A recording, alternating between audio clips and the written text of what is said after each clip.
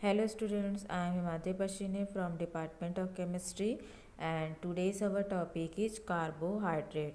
सबसे पहले हम डिस्कस करते हैं आज के कंटेंट्स के बारे में, जो कि सबसे पहले आता है इंट्रोडक्शन, जिसमें हम देखेंगे कि कार्बोहाइड्रेट होते क्या हैं। Second, function of carbohydrate, carbohydrate के फंक्शंस कौन कौन से हैं। थर्ड, क्लासिफिकेशन ऑफ कार्बोहाइड्रेट, जिसे 4 टाइप्स में क्लासिफाइड किया गया है। The first is monosaccharide, the second is disaccharide, the third is oligosaccharide and the last and fourth classification is polysaccharide. तो सबसे पहले हम डिस्कस करते हैं व्हाट इज़ कार्बोहाइड्रेट। तो carbohydrate is a biological molecule. आप सभी जानते हैं कि जो कार्बोहाइड्रेट होता है ये एक बायो मॉलिक्यूल्स होते हैं। बायोमॉलिक्यूल्स ऐसे मॉलिक्यूल्स होते हैं जो हमारे बॉडी में होने वाले फंक्शंस को, मेटाबॉलिक एक्टिविटीज़ को करने में हेल्प करते हैं। ठीक है, biomolecules like just carbohydrate, proteins, lipid, vitamins, hormones, DNA, RNA etcetera are known as biological molecules. तो आज हम कार्बोहाइड्रेट के बारे में डिस्कस कर रहे हैं। तो कार्बोहाइड्रेट एक प्रकार का बायोमॉलिक्यूल होता है जिसमें consisting of carbon, hydrogen and oxygen atom. ठीक है, जो हम कार्बोहाइड्रेट का जब फॉर्मूला लिखते हैं तो जनरली उसमें 3 एलिमेंट्स मोस्ट इम्पॉर्टेंट होते हैं। The first is carbon, the second is hydrogen and third is oxygen atom.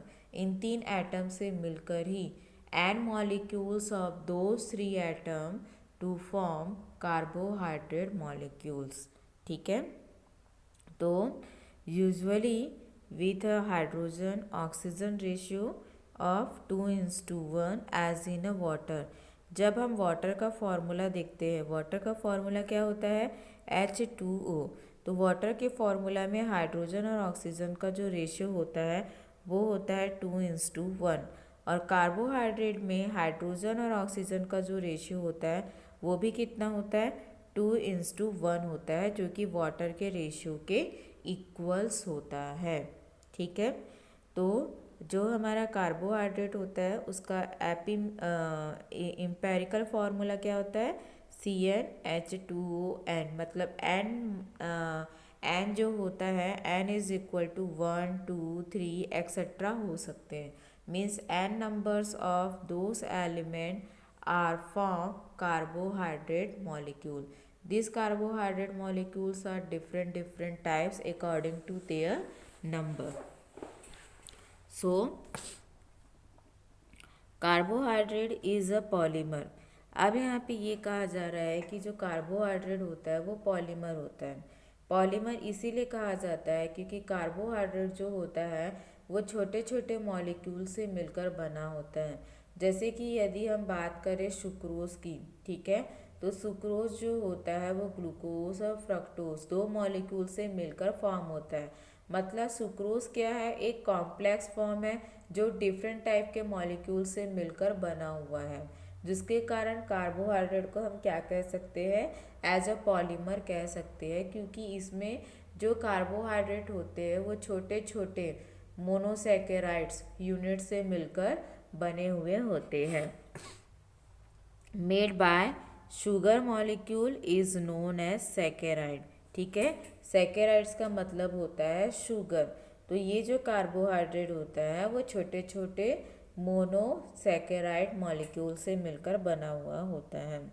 Carbohydrate जो होता है जनरली ग्रेन्स में, फ्रूट्स में, वेजिटेबल्स में, इसमें हायर अमाउंट में प्रेजेंट होता है। Then function of carbohydrate, carbohydrate का फंक्शन क्या क्या है। तो सबसे पहले the role of carbohydrate is to provide energy. Carbohydrate का काम क्या होता है, एनर्जी प्रोवाइड कराना। एनर्जी प्रोवाइड कराना मीन्स ताकि वो क्या कर सके, हमारे जो बॉडी में जितनी भी मेटाबॉलिक एक्टिविटीज़ होती है just like glycolysis, crabs cycle, etc cycle और भी बहुत सारी साइकिल्स रन करती है, तो उन साइकिल्स को रन करने के लिए एनर्जी की रिक्वायर्ड होती है। तो ये कार्बोहाइड्रेट क्या करता है, एज अ बॉडी को एनर्जी प्रोवाइड करता है ताकि सारी मेटाबॉलिक एक्टिविटी अच्छे से परफॉर्म हो सके। Then, as they are body main source of fuel needed for physical activity, brain function and operation of the organs. Second function आता है, all the cell and tissue in body need carbohydrate and they are also important for intestinal health and waste elimination. Carbohydrate जो होता है, जो हमारे body में बहुत सारी सेल्स होती है, लाखों में करोड़ों में सेल्स होती है, तो ये जो सेल्स होती है, टिश्यूज़ होती है, इन्हें भी कार्बोहाइड्रेट की रिक्वायर्ड होती है, क्योंकि सेल्स क्या होती है, मल्टीप्लिकेशन करती है और एक सेल से दो एक पेरेंट सेल से दो डॉटर सेल फॉर्म करती हैं। ठीक है, तो उन सेल्स को एज अ मल्टीप्लिकेशन के लिए क्या चाहिए, एनर्जी सोर्स चाहिए। साथ ही साथ जो वेस्ट मटेरियल होता है, जो बॉडी के अंदर फॉर्म होता है, उसे भी एलिमिनेट करने के लिए हमें क्या चाहिए, एज अ एनर्जीज चाहिए, जो कि हमें कहाँ से प्रोवाइड होती है, कार्बोहाइड्रेट के थ्रू प्रोवाइड होती है। सेकेंड थिंग कि ये जो एनर्जी होती है एज अ एटीपी के फॉर्म में स्टोर रहती है। ठीक है, एटीपी का फुल फॉर्म होता है एडिनोसिन डाइफॉस्फेट। तो जो एनर्जी होता है एटीपी के फॉर्म में हमारे बॉडी में स्टोर्ड रहता है। जब हमारे बॉडी को एनर्जी की रिक्वायर्ड होती है तभी एटीपी क्या होता है, ब्रेक होता है और बॉडी को एनर्जी प्रोवाइड करता है। Then most of body cell use the simple carbohydrate glucose for energy, but brain is particularly depend on glucose. Then next आता है क्लासिफिकेशन ऑफ कार्बोहाइड्रेट। कार्बोहाइड्रेट को मैंने पहले ही बताया कंटेंट में कि they are classified into 4 category. First आता है मोनोसेकेराइड। मोनोसेकेराइड जिसमें शुगर मॉलिक्यूल्स की एक ही यूनिट प्रेजेंट होती है। मोनो का मतलब क्या होता है, एक होता है। ठीक है, तो इसमें शुगर के कितने मॉलिक्यूल पाए जाएंगे, एक ही मॉलिक्यूल पाए जाएंगे।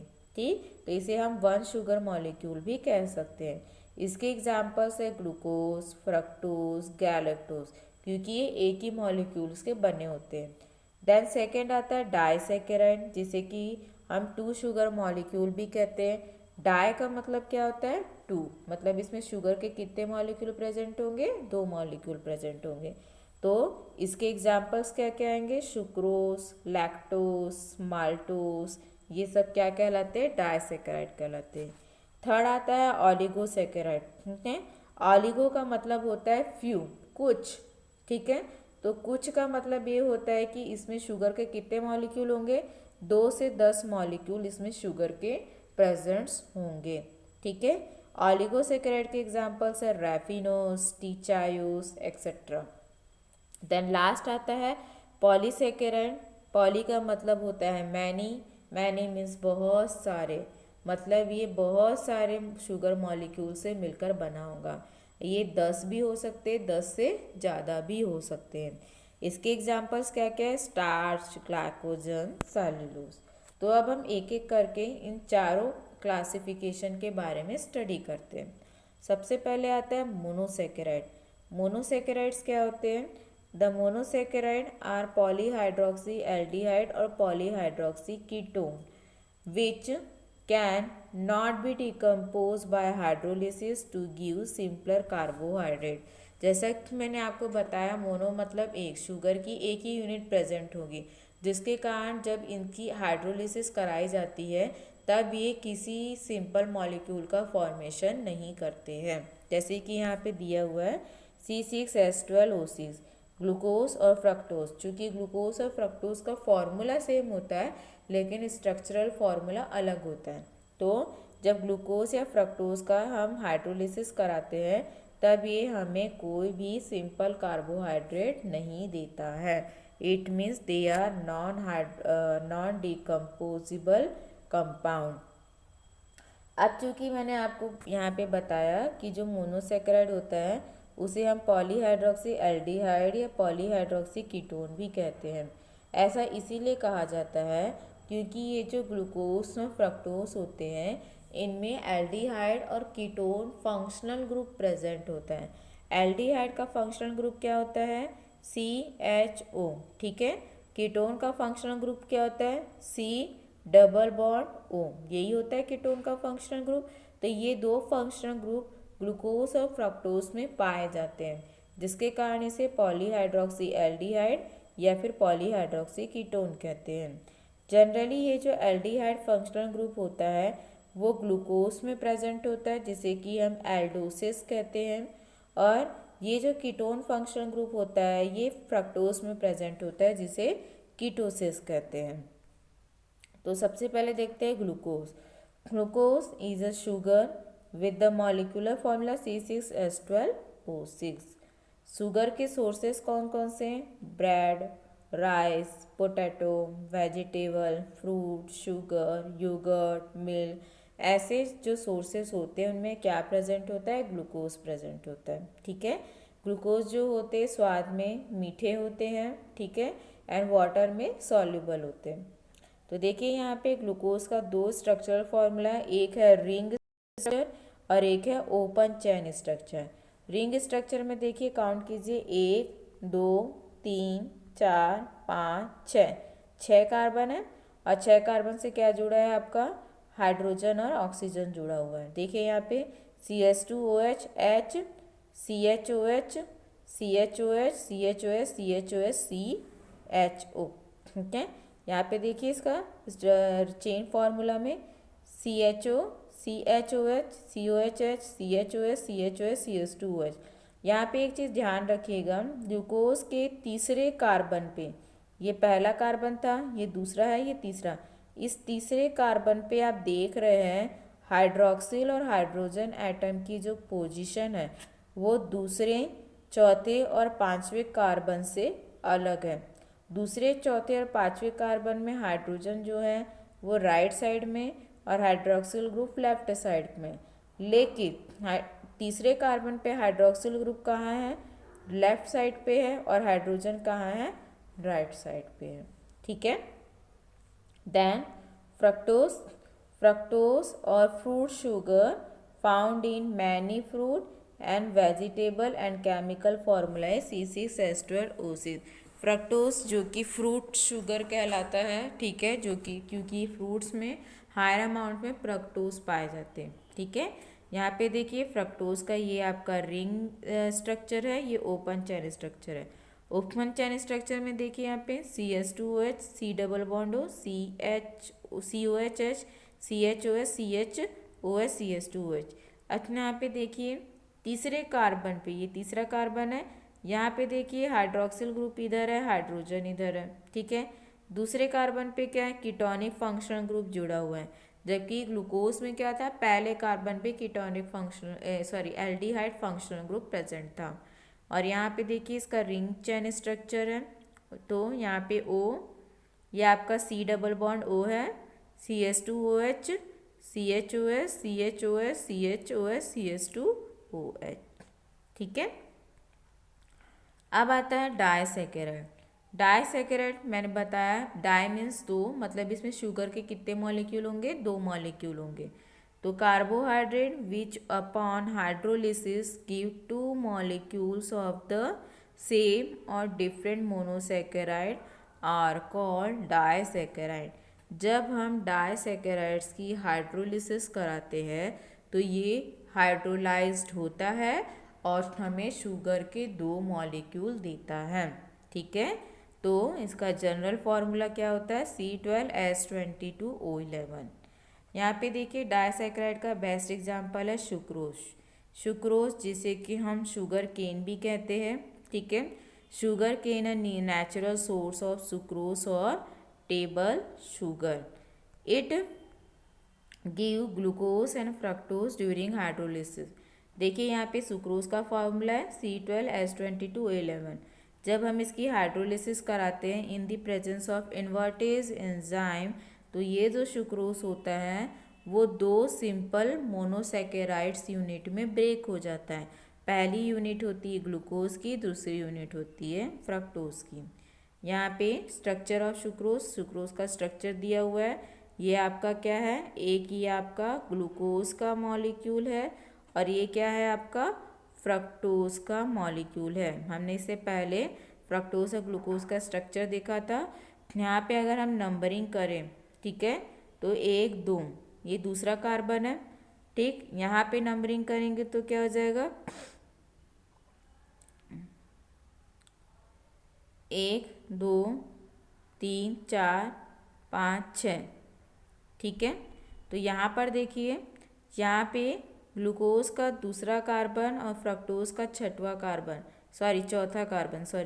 चौथा कार्बन आपस में बॉन्ड के थ्रू, ठीक है, बॉन्ड के थ्रू जुड़े हुए रहते हैं। इसे हम जनरली लीकेज कहते हैं, ठीक है, क्योंकि ग्लूकोज और फ्रक्टोज की जो एक एक यूनिट होती है वो आपस में ऑक्सीजन बॉन्ड के थ्रू क्या होती है, कनेक्टेड रहती है। क्लियर है। देन आता है माल्टोस, जो कि डाइसैकेराइड का ही एग्जाम्पल है। माल्टोस आर नोन एज माल्टोबायोस और माल्ट शुगर। माल्टोस को माल्टोबायोस या फिर माल्ट शुगर भी कहा जाता है। जब हम इसकी हाइड्रोलिसिस कराते हैं तब ये हमें ग्लूकोज के 2 मॉलिक्यूल्स देता है। देखिए यहाँ पे माल्टोस का फार्मूला C12H22O11। जब इसकी हाइड्रोलिसिस कराई जाती है in the presence of maltase enzyme, they hydrolyse into 2 molecule of glucose. देखिए यहाँ पे C6H12O6 C6H12O6 दोनों ही मॉलिक्यूल किसके हैं, ग्लूकोज के हैं। यहाँ पे देखिए माल्टोस का स्ट्रक्चर दिया हुआ है, ये ग्लूकोज का पहला यूनिट और ये ग्लूकोज का दूसरा यूनिट, जो कि आपस में लीकेज के थ्रू जुड़े हुए हैं, ठीक। देन आता है lactose. Lactose is found in milk. Lactose आप सभी जानते हैं कि जो मिल्क होता है, दूध होता है, उसमें कौन सा कार्बोहाइड्रेट पाया जाता है, लैक्टोज कार्बोहाइड्रेट पाया जाता है, ठीक है। तो it makeup around 2 to 8% of milk. जब हम लैक्टोज की हाइड्रोलिसिस कराते हैं तब ये हमें 1 मॉलिक्यूल ग्लूकोज का और 1 मॉलिक्यूल गैलेक्टोज का देता है। देखिए यहाँ पे लैक्टोज C12H22O11, जब इसकी हाइड्रोलिसिस होती है in the presence of lactase enzyme, तो ये हमें क्या देता है, 1 मॉलिक्यूल ग्लूकोज का देता है और 1 मॉलिक्यूल गैलेक्टोज का देता है। यहाँ पे देखिए लैक्टोज का स्ट्रक्चर है, ये क्या है, आपका गैलेक्टोज यूनिट है, ये आपका ग्लूकोज यूनिट है। अगर हम नंबरिंग के बेस पे देखें तो पहला दूसरा कार्बन, और यहाँ से अगर नंबरिंग के बेस पे देखें सेम फॉर्मूला है तो भी पहला दूसरा तीसरा चौथा पाँचवा, ठीक है। गैलेक्टोज का दूसरा कार्बन और ग्लूकोज का 5वां कार्बन आपस में बॉन्ड के थ्रू जुड़े हुए रहते हैं और गैलेक्टोज मॉलिक्यूल बनाते हैं, जो कि हाइड्रोलिसिस के दौरान 1 गैलेक्टोज और 1 ग्लूकोज यूनिट देता है। अब आता है थर्ड क्लासिफिकेशन, ऑलिगोसैकेराइड। ऑलिगो का मतलब क्या होता है, ऑलिगो जो है वो एक प्रकार का ग्रीक वर्ड है जिसका मीनिंग होता है फ्यू, मतलब कुछ, ठीक है। Means oligosaccharide are made by few sugar molecules. कुछ ही शुगर मॉलिक्यूल से मिलकर बने होंगे। कुछ ही शुगर मॉलिक्यूल मीन्स कितने, 2 से 10 के, मतलब ये 3 ग्लूकोज मॉलिक्यूल से भी बन सकते, 4 से भी बन सकते, या 8 ग्लूकोज मॉलिक्यूल या 10 ग्लूकोज मॉलिक्यूल से मिलके भी बन सकते हैं। तो इसका बेस्ट एग्जांपल है रैफिनोज। रैफिनोज क्या होता है, रैफिनोज जो होता है ये जनरली बीन्स में, कैबेज में, ब्रोकोइल में और एस्परगस में और कुछ वेजिटेबल्स और ग्रेन्स में पाया जाता है, ठीक है। जब हम रैफिनोज की हाइड्रोलिसिस कराते हैं तो ये हमें शुगर के 3 मॉलिक्यूल देता है, ठीक है।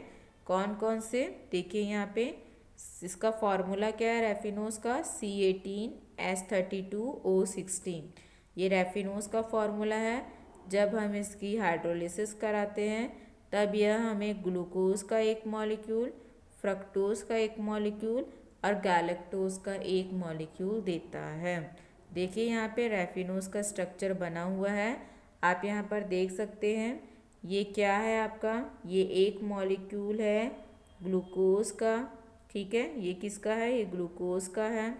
ये आपका गैलेक्टोज का मॉलिक्यूल है और ये जो है वो किसका मॉलिक्यूल है, फ्रक्टोज का मॉलिक्यूल है, ठीक है, जहाँ आप देख सकते हैं ये आपस में बॉन्ड्स के थ्रू जुड़े हुए हैं। देन आता है स्टिचायोस, जो कि ओलिगोसेकेराइड का ही एग्जाम्पल है। स्टिचायोस क्या होता है? It give 4 sugar molecule on hydrolysis and produce 1 molecule each of glucose and fructose and 2 molecules of galactose, ठीक है। ये जो स्टिचायोस होता है, जब हम इसकी हाइड्रोलिसिस कराते हैं तब ये हमें 4 डिफरेंट टाइप्स के मोनोसेकेराइड देता है। पहला जो मोनोसेकेराइड यूनिट होता है वो ग्लूकोज होता है, दूसरा जो होता है वो फ्रक्टोज होता है, और तीसरा और चौथा गैलेक्टोज के मॉलिक्यूल होते हैं। स्टिचायोस का फॉर्मूला क्या होता है? C24H42O21। देखिए यहाँ पे स्टिचायोस का यहाँ स्ट्रक्चर बना हुआ है, आप इसमें देख सकते हैं। ये क्या है? आपकी फ्रक्टोज की यूनिट है, ठीक है, ये आपकी ग्लूकोज की यूनिट है, और ये दोनों जो है ये गैलेक्टोज की यूनिट है, ठीक है। देन लास्ट क्लासिफिकेशन आता है पॉलीसेकेराइड। पॉली मीन्स बहुत सारे, ठीक है। The polysaccharide are carbohydrate of high molecular weight which yield many monosaccharide molecule on hydrolysis. Polysaccharide जो होता है वो हायर मॉलिक्यूलर वेट वाला कार्बोहाइड्रेट होता है, जिसमें मोनोसेकेराइड्स की जो कि बहुत सारे मोनोसेकेराइड यूनिट से मिलकर बना होता है। और जब हम इस पॉलीसेकेराइड की हाइड्रोलिसिस कराते हैं तब ये हमें मोनोसेकेराइड्स की यूनिट्स प्रोवाइड करता है, ठीक। ये जो पॉलीसेकेराइड होता है वो एमॉर्फस होता है और वाटर में इनसॉल्युबल होता है, और इनका कोई भी स्वाद नहीं होता है, ये टेस्टलेस होते हैं। पॉलीसेकेराइड का बेस्ट एग्जांपल है स्टार्च। स्टार्च जैसे कि आप जानते हैं राइस में, पोटैटोस में, इसमें स्टार्च जो होता है हायर अमाउंट में प्रेजेंट होता है। स्टार्च जो होता है वो वाटर इनसॉल्युबल होता है, मीन्स ये वाटर में डिजॉल्व नहीं होते हैं, ठीक है। Starch is also called amylum, इन्हें क्या कहा जाता है? एमाइलम भी कहा जाता है। Consist by large number of glucose unit joint by glycosidic bond, ठीक है। This polysaccharide is produce by most green plant as an energy store. देखिए यहाँ पे स्टार्च का फॉर्मूला C6H10O5। एन जो है नंबर्स ऑफ मॉलिक्यूल है, ठीक है। अब वो कितने भी हो सकते हैं, 10 मॉलिक्यूल हो सकते हैं, 50 मॉलिक्यूल हो सकते हैं, 1000 मॉलिक्यूल्स भी हो सकते हैं। जब हम इसकी हाइड्रोलिसिस कराते हैं, ठीक है, तो ये हमें क्या देता है? An molecules of glucose provide करता है, जो आपस में ग्लाइकोसिडिक बॉन्ड के थ्रू जुड़े हुए रहते हैं। देखिए यहाँ पे स्टार्च का फॉर्मूला है, ये देखिए ये सारी की सारी क्या है? ग्लूकोज की यूनिट है। यहाँ पे आप देख सकते हैं ब्रैकेट में लिखा है 300 से 600, मतलब इतनी ग्लूकोज की यूनिट्स आपस में मिलकर क्या बनाती है? स्टार्च का एक मॉलिक्यूल बनाती है, जो आपस में ग्लाइकोसिडिक बॉन्ड के थ्रू बॉन्डेड रहते हैं। देन आता है glycogen. Glycogen is a multi branched polymer of glucose that serve as a form of energy storage in animal and fungi। Glycogen जो होता है वो एज एक प्रकार का एनर्जी स्टोरेज होता है, जिसे हम एज ए एनर्जी के फॉर्म में स्टोर करके रखते हैं, ठीक है। ग्लाइकोजन इज अ पॉलीमर, क्योंकि ये बहुत सारे मोनोमर यूनिट से मिलकर बना है, ठीक, जो कि ग्लाइकोसिडिक लीकेज के थ्रू जुड़े हुए रहते हैं। In human, glycogen is made and stored primarily in the cell of the liver and the muscles। जो ह्यूमन बॉडी होती है, ह्यूमन बॉडी में ग्लाइकोजन जो होता है वो जनरली लीवर सेल और मसल सेल में स्टोर्ड रहता है। यहाँ देखिए ग्लाइकोजन का फॉर्मूला दिया गया है, आप देख सकते हैं ये बहुत सारे ग्लूकोज यूनिट से मिलकर बना हुआ है, जो कि आपस में ग्लाइकोसिडिक बॉन्ड के थ्रू जुड़े हुए हैं।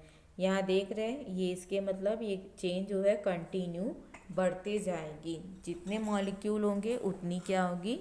ये ब्रांच चेन का फॉर्मेशन करेंगे। देन लास्ट एग्जाम्पल है पॉलीसेकेराइड का सेल्यूलोज। सेल्यूलोज एक प्रकार का ऑर्गेनिक कंपाउंड होता है जिसका फॉर्मूला है C6H10O5N। ठीक है। Cellulose is an important structure component of primary cell wall of green plant many forms of algae. आप जानते हैं सेल्यूलोज जो होता है जो प्लांट्स की जो सेल वॉल होती है उसके अपर लेयर में प्रेजेंट होता है। Cellulose is the most abundant organic polymer on earth, क्योंकि ये बहुत ही कॉम्प्लेक्स स्ट्रक्चर होता है। Cellulose is mainly use to produce paper board and paper. जो हम पेपर बनाते हैं वुड होता है उसमें जनरली क्या प्रेजेंट होता है, सेल्यूलोज प्रेजेंट होता है। ठीक है। Cellulose for industrial use is mainly obtained from wood pulp and cotton. Some animals, particularly ruminants and termites, can digest cellulose with the help of symbiotic microorganisms that live in their guts, such as Trichonympha. Generally animals में होता क्या है, animals जो होते इस cellulose को ईट करते हैं जिसका डाइजेशन जो होता है एज अ सिम्बायोटिक प्रोसेस के थ्रू होता है। सिम्बायोटिक प्रोसेस क्या होता है, जनरली ये एरोबिक प्रोसेस होता है जो कि माइक्रो ऑर्गेनिजम्स के प्रेजेंस में होता है। ठीक है। ये जो माइक्रो ऑर्गेनिजम्स होते हैं वो एनिमल्स के गट्स में प्रेजेंट होते हैं। जैसे कि मोस्ट जो कॉमन माइक्रो ऑर्गेनिज्म होता है जो सेल्यूलोज को डाइजेस्ट करने में, डिकम्पोज करने में हेल्प करता है, वो होता है ट्राइकोमाइफा। ठीक है। ये एक प्रकार का बैक्टीरिया होता है। Then cellulose has no taste, it odourless and it is hydrophilic. Cotton fiber represent the purest natural form of cellulose containing more than 90% of cellulose। तो यहाँ पे देखिए सेल्यूलोज का फॉर्मूला दिया हुआ है जो कि बहुत सारे मोनोमर्स यूनिट से मिलकर बना होता है और ये सारी मोनोमर्स यूनिट आपस में ग्लाइकोसिडिक बॉन्ड के थ्रू क्या रहती है, बॉन्डेड रहती है। तो ये था आज का हमारा टॉपिक कार्बोहाइड्रेट। Thank you.